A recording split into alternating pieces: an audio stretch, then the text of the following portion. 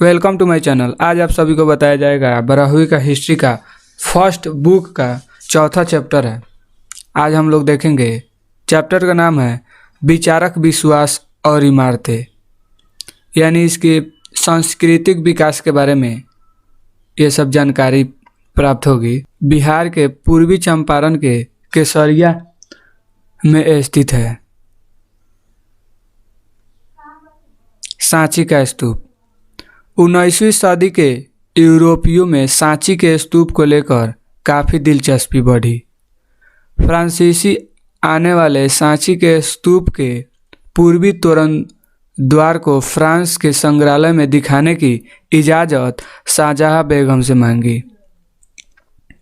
कुछ समय के लिए अंग्रेज़ों ने भी ऐसा ही कोशिश की, लेकिन दोनों को प्लास्टर प्रकृति की से संतुष्टि हो गए, यानी दोनों को प्लास्टर को बना के दे दिया गया और ओरिजिनल थी वो एमपी में भोपाल में ही रह गई।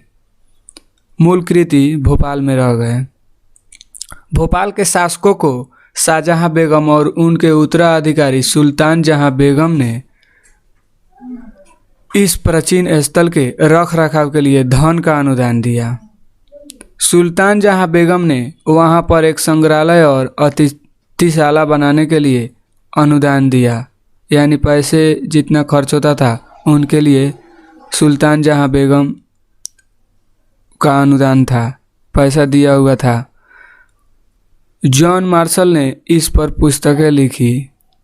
पुस्तक के लिए बेगम ने भी उनको रकम अदा की। अगला टॉपिक है यज्ञ और विवाद।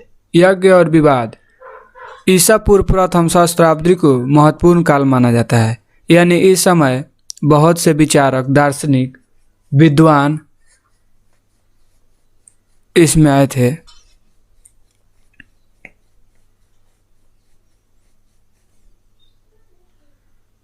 वैसे ही एक विचारक थे ईरान के जरथुस्त ये ईरान के लिए बहुत से विचारक राजनीतिक में योगदान दिए। चीन के थे खुंगत्सी, ये भी चीन के लिए बहुत सारे अपने विचार प्रयुक्त किए। यूनान के सुकरात, प्लेटो और अरस्तु, ये यूनान के लिए जीव विज्ञान, राजनीतिक में बहुत सारे योगदान दिए। इसी तरह भारत के बुद्ध और महावीर ने भारत के लिए बहुत से सामाजिक सुधार में योगदान दिया। अगला टॉपिक है यज्ञों की परंपरा। ऋग्वेद के अनुसार अग्नि, इंद्र, सोम अनेक देवताओं की प्रस्तुति का संग्रह है।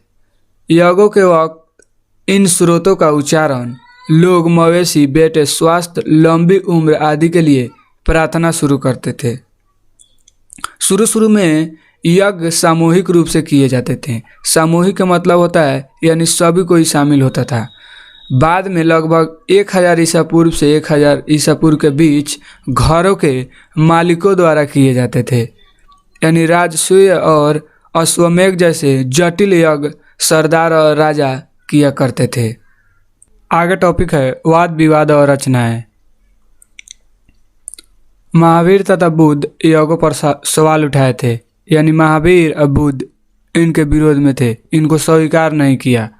शिक्षा का कार्य होता था एक स्थान से दूसरे स्थान घूम कर अपने ज्ञान, दर्शन, विश्व को जागरूक बनाए। यानी शिक्षक सामान्य लोगों से तर्क वितर्क करते थे, यानी सामान्य लोग से तर्क वितर्क ज्ञान बांटते थे। ये चर्चाएं झोपड़ी उपवनों में होती थी। ऐसे उपवनों में घुमाकर मनीषी ठहरते थे। घुमाकर का मतलब होता है एक जगह पर नहीं रहने वाला। ऐसे में इन शिक्षकों के अनुयायी बनते चले गए। अनुयायी का मतलब होता है यानी शिक्षक बनते चले गए। ऐसे में इन शिक्षकों के अनुयायी बनते चले गए। Thank you watching my video.